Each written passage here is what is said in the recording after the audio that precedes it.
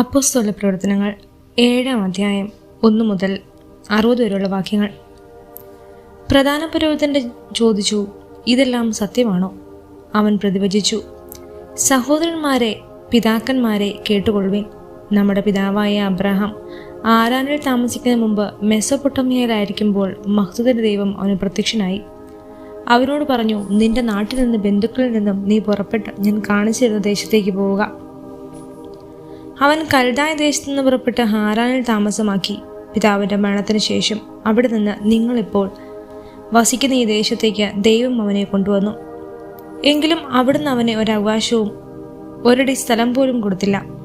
എന്നാൽ ഈ ദേശം അവനും പിൻതലമുറയ്ക്കും അവകാശമായി നൽകുമെന്ന് അവന് സന്താനമില്ലായിരിക്കുമ്പോൾ തന്നെ അവിടുന്ന് വാഗ്ദാനം ചെയ്തു.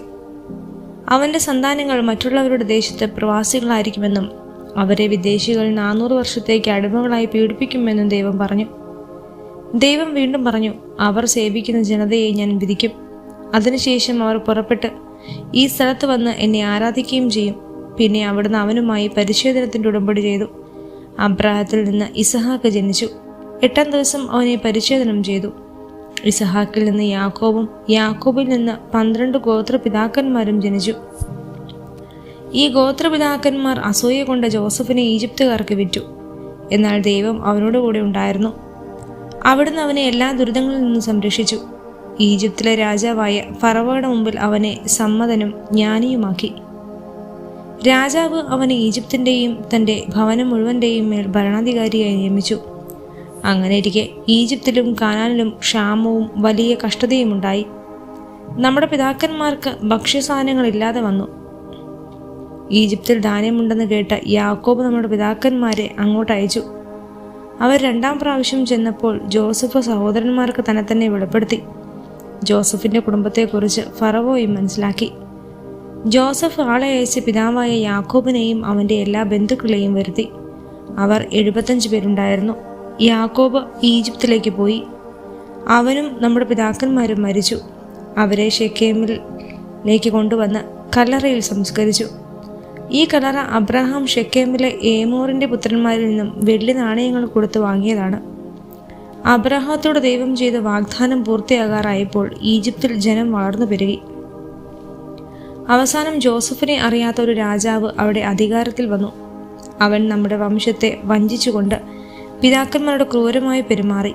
പിശാചുകൾ ജീവിച്ചിരിക്കാൻ അവരെ പുറത്ത് എറിഞ്ഞു കളയുന്നതിന് നിർബന്ധിച്ചു.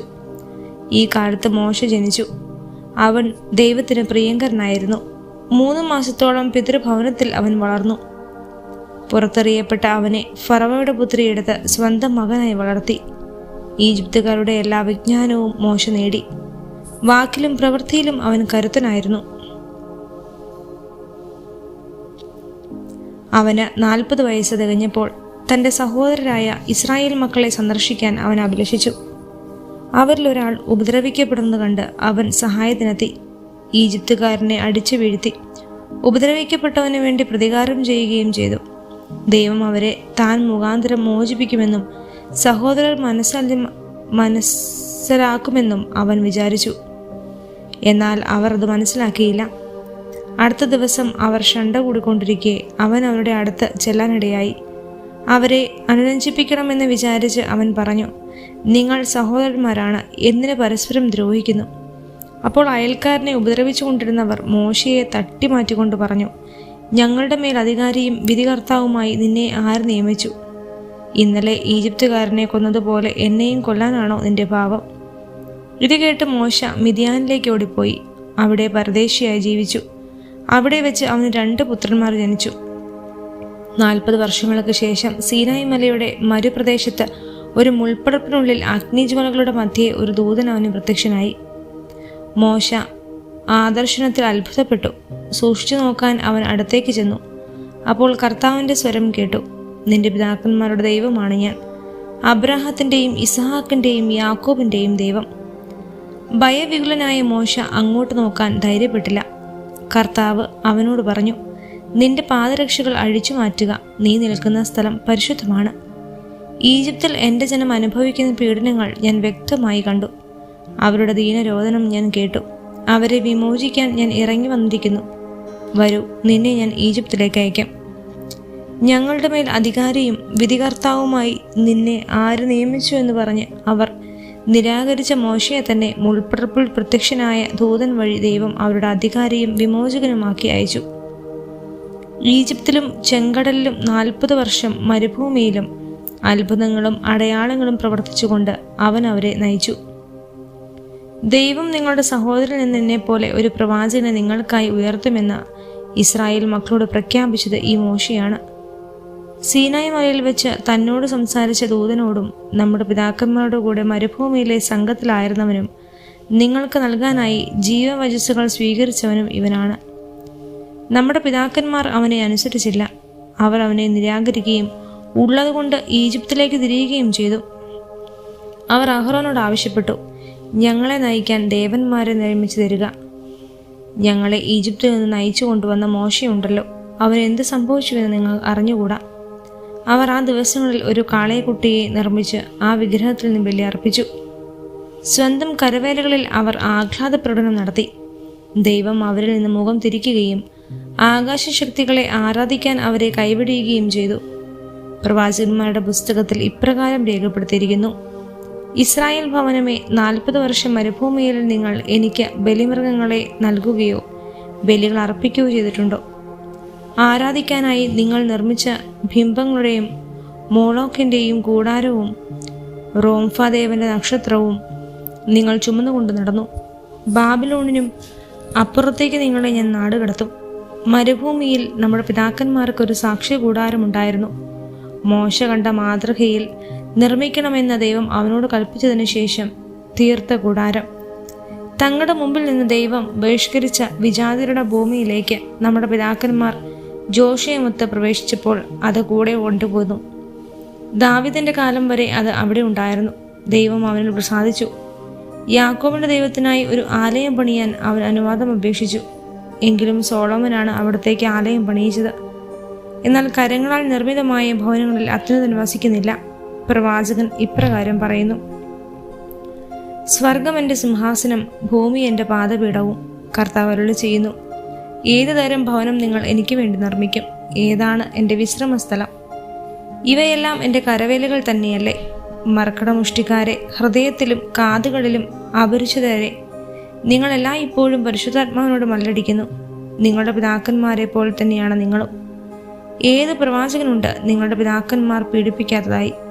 നീതിമാനുമായവൻ്റെ ആഗമനം മുൻകൂട്ടി അറിയിച്ചവരെ അവർ കൊലപ്പെടുത്തി.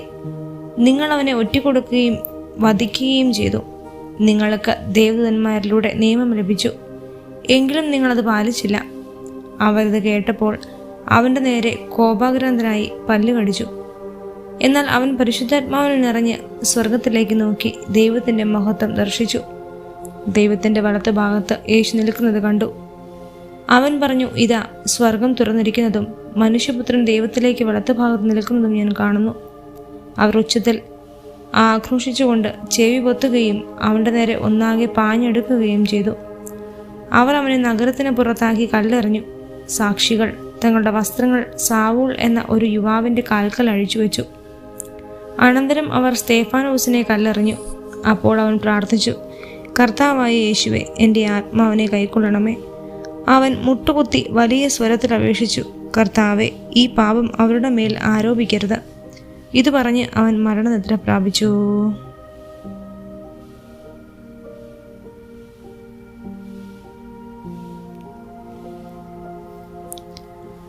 അപ്പോസ്തല പ്രവർത്തനങ്ങൾ 8-ാം അധ്യായം 1 മുതൽ 40 വരെയുള്ള വാക്യങ്ങൾ. സാവൂൾ ഈ വധത്തെ അനുകൂലിച്ചു. അന്ന് ജെറുസലേമിലെ സഭയ്ക്കെതിരായി വലിയ പീഡനം നടന്നു. അപ്പോസ്തലന്മാരൊഴികെ മറ്റെല്ലാവരും യൂദയയുടെയും സമരിയയുടെയും ഗ്രാമങ്ങളിലേക്ക് ചിതറിപ്പോയി. വിശ്വാസികൾ സ്തേഫാനോസിനെ സംസ്കരിച്ചു. അവനെ ചൊല്ലി അവർ വലിയ വിലാപം ആചരിച്ചു. എന്നാൽ സാവൂൾ സഭയെ നശിപ്പിക്കാൻ ശ്രമിച്ചുകൊണ്ടിരുന്നു. അവൻ വീടുതോറും കയറിയിറങ്ങി സ്ത്രീ പുരുഷന്മാരെ വലിച്ചിഴച്ചു കൊണ്ടുവന്ന് തടവിലാക്കി. ചിതറിക്കപ്പെട്ടവർ വചനം പ്രസംഗിച്ചുകൊണ്ട് ചുറ്റി സഞ്ചരിച്ചു. പീലിപ്പോസ് സമരിയായിലെ ഒരു നഗരത്തിൽ ചെന്ന് അവിടെയുള്ളവരോട് ക്രിസ്തുവിനെ പറ്റി പ്രഘോഷിച്ചു. പീലിപ്പോസിന്റെ വാക്കുകൾ കേൾക്കുകയും അവനെ പ്രവർത്തിച്ച അടയാളങ്ങൾ കാണുകയും ചെയ്ത ജനക്കൂട്ടം അവൻ പറഞ്ഞ കാര്യങ്ങൾ ഏക മനസ്സോടെ ശ്രദ്ധിച്ചു. എന്തെന്നാൽ അശുദ്ധാത്മാക്കൾ തങ്ങൾ ആവേശിച്ചിരുന്നവരെ വിട്ട് ഉച്ചത്തിൽ നിലവിളിച്ചുകൊണ്ട് പുറത്തുപോയി. അനേകം തളർവാദ രോഗികളും മുടന്തന്മാരും സുഖം പ്രാപിച്ചു. അങ്ങനെ ആ നഗരത്തിൽ വലിയ സന്തോഷമുണ്ടായി. മാന്ത്രിക വിധി നടത്തിക്കൊണ്ടിരുന്ന ശിമയോൻ എന്നൊരുവൻ ആ നഗരത്തിലുണ്ടായിരുന്നു. അവൻ വലിപ്പം ഭാവിച്ച് സമരിയദേശത്തെ വിസ്മയിപ്പിച്ചു. ചെറിയവർ മുതൽ വലിയവർ വരെ എല്ലാവരും അവൻ പറയുന്നത് കേട്ടിരുന്നു. അവർ പറഞ്ഞു, മഹാശക്തി എന്ന് വിളിക്കപ്പെടുന്ന ദൈവം ശക്തി തന്നെയാണ് ഈ മനുഷ്യൻ. ദീർഘകാലമായി മാന്ത്രിക വിദ്യകൾ കൊണ്ട് അവരെ വിസ്മയിപ്പിച്ചതിനാണ് എല്ലാവരും അവനെ ശ്രദ്ധിച്ചു പോകുന്നത്. എന്നാൽ ദൈവരാജ്യത്തെക്കുറിച്ചും യേശുക്രിസ്തുവിന്റെ നാമത്തെക്കുറിച്ചും പീലിപ്പോസ് പ്രസംഗിച്ചപ്പോൾ സ്ത്രീ പുരുഷ ഭേദമന്യേ എല്ലാവരും വിശ്വസിച്ച് ജ്ഞാനസ്നാനം സ്വീകരിച്ചു. ശിമയോൻ പോലും വിശ്വസിച്ചു. അവൻ ജ്ഞാനസ്നാനം സ്വീകരിച്ച് പീലിപ്പോസിന്റെ കൂടെ ചേർന്നു. സംഭവിച്ചുകൊണ്ടിരുന്ന അടയാളങ്ങളും വലിയ അത്ഭുത പ്രവൃത്തികളും കണ്ട് അവൻ ആശ്ചര്യഭരിതനായി. സമരിയക്കാർ ദൈവവചനം സ്വീകരിച്ചുവെന്ന് കേട്ടപ്പോൾ അപ്പോസ്തലന്മാരിലൂടെ ജെറുസലേമിലുള്ള അപ്പോസ്തലന്മാർ പത്രോസിനെയും യോഹന്നാനെയും അവരുടെ അടുത്തേക്ക് അയച്ചു. അവർ ചെന്ന് അവിടെ ഉള്ളവർ പരിശുദ്ധാത്മാവിനെ സ്വീകരിക്കേണ്ടതിന് അവർക്ക് വേണ്ടി പ്രാർത്ഥിച്ചു. കാരണം അതുവരെ പരിശുദ്ധാത്മാവ് അവരിൽ ആരുടെയും മേൽ വന്നിരുന്നില്ല. അവർ കർത്താവായ യേശുവിന്റെ നാമത്തിൽ ജ്ഞാനസ്നാനം സ്വീകരിക്കുക മാത്രമേ ചെയ്തിരുന്നുള്ളൂ. പിന്നീട് അവരുടെ മേൽ അവർ കൈകൾ വെച്ചു. അവർ പരിശുദ്ധാത്മാവിനെ സ്വീകരിക്കുകയും ചെയ്തു. അപ്പോസ്തലന്മാരുടെ കൈവെപ്പ് വഴി പരിശുദ്ധാത്മാവ് നൽകപ്പെട്ടത് കണ്ടപ്പോൾ ശിമയോൻ അവർക്ക് പണം നൽകിക്കൊണ്ട് പറഞ്ഞു, ഞാൻ ആരുടെ മേൽ കൈകൾ വെച്ചാലും അവർക്ക് പരിശുദ്ധാത്മാവ് ലഭിക്കാത്ത വിധം ഈ ശക്തി എനിക്ക് തരിക. പത്രോസ് പറഞ്ഞു, നിന്റെ വെള്ളിത്തുട്ടുകൾ നിന്നോടുകൂടെ നശിക്കട്ടെ. എന്തെന്നാൽ ദൈവത്തിൻ്റെ ധനം പണം കൊടുത്ത് വാങ്ങാമെന്ന് നീ വ്യാമോഹിച്ചു. നിനക്ക് ഈ കാര്യത്തിൽ ഭാഗഭേദ്യമോ അവകാശമോ ഉണ്ടായിരിക്കുകയില്ല. കാരണം നിന്റെ ഹൃദയം ദൈവസന്നിധിയിൽ ശുദ്ധമല്ല. അതിനാൽ നിന്റെ ഈ ദുഷ്ടതയെക്കുറിച്ച് നീ അനുതപിക്കുകയും കർത്താവിനോട് പ്രാർത്ഥിക്കുകയും ചെയ്യുക. ഒരു പക്ഷേ നിന്റെ ഈ ദുഷ്ട വിചാരത്തിന് മാപ്പ് ലഭിക്കും. നീ കടുത്ത വിദ്വേഷത്തിലും അനീതിയുടെ ബന്ധനത്തിലുമാണെന്ന് ഞാൻ മനസ്സിലാക്കുന്നു. ശിമയോൻ മറുപടി പറഞ്ഞു, നിങ്ങൾ പറഞ്ഞതൊന്നും എനിക്ക് സംഭവിക്കാതിരിക്കാൻ എനിക്ക് വേണ്ടി നിങ്ങൾ കർത്താവിനോട് പ്രാർത്ഥിക്കുക. അവർ കർത്താവിൻ്റെ വചനത്തിന് സാക്ഷി നൽകുകയും അത് പ്രഘോഷിക്കുകയും ചെയ്തതിനു ശേഷം ജെറുസലേമിലേക്ക് മടങ്ങി. അങ്ങനെ അവർ സമരിയക്കാരുടെ പല ഗ്രാമങ്ങളിലും സുവിശേഷം അറിയിച്ചു. കർത്താവിൻ്റെ ഒരു ദൂതൻ പീലിപ്പോസിനോട് പറഞ്ഞു, എഴുന്നേറ്റ് തെക്കോട്ട് നടന്ന് ജെറുസലേമിൽ നിന്ന് ഗാസയിലേക്കുള്ള പാതയിലെത്തുക. അതൊരു വിജനമായ പാതയായിരുന്നു. അവൻ എഴുന്നേറ്റ് യാത്ര തിരിച്ചു. അപ്പോൾ എത്യോപ്യക്കാരനായ ഒരു ഷണ്ടൻ എത്യോപ്യ രാജ്ഞിയായ കന്ദേക്കയുടെ ഭണ്ഡാര വിചാരിപ്പുകാരൻ ജെറുസലേമിൽ ആരാധിക്കാൻ പോയിട്ട് തിരിച്ചു വരികയായിരുന്നു. രഥത്തിലിരുന്ന് അവൻ ഏഷ്യയുടെ പ്രവചനം വായിച്ചു കൊണ്ടിരുന്നു.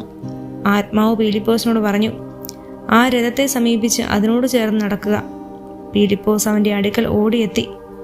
അവൻ ഏഷ്യയുടെ പ്രവചനം വായിക്കുന്നത് കേട്ട് ചോദിച്ചു, വായിക്കുന്നത് നിനക്ക് മനസ്സിലാകുന്നുണ്ടോ? അവൻ പ്രതിവചിച്ചു, ആരെങ്കിലും വ്യാഖ്യാനിച്ചു തരാതെ എങ്ങനെയാണ് ഞാൻ മനസ്സിലാക്കുക? രഥത്തിൽ കയറി തന്നോട് കൂടെ ഇരിക്കാൻ പീലിപ്പോസിനോട് അവൻ അപേക്ഷിച്ചു. അവൻ വായിച്ചു കൊണ്ടിരുന്ന വിശുദ്ധ ഗ്രന്ഥഭാഗം ഇതാണ്. കൊലയ്ക്ക് കൊണ്ടുപോകുന്ന ആടിനെ പോലെയും രോമം കത്തിരിക്കുന്നവൻ്റെ മുമ്പിൽ മൂകനായി നിൽക്കുന്ന ആട്ടിൻകുട്ടിയെ പോലെയും അവൻ തൻ്റെ വായ് തുറന്നില്ല. അപമാനിതനായ അവന് നീതി നിഷേധിക്കപ്പെട്ടു. അവൻ്റെ പിൻതലമുറയെപ്പറ്റി ആര് വിചാരിക്കും? എന്തെന്നാൽ ഭൂമിയിൽ നിന്ന് അവൻ്റെ ജീവൻ അപഹരിക്കപ്പെട്ടു.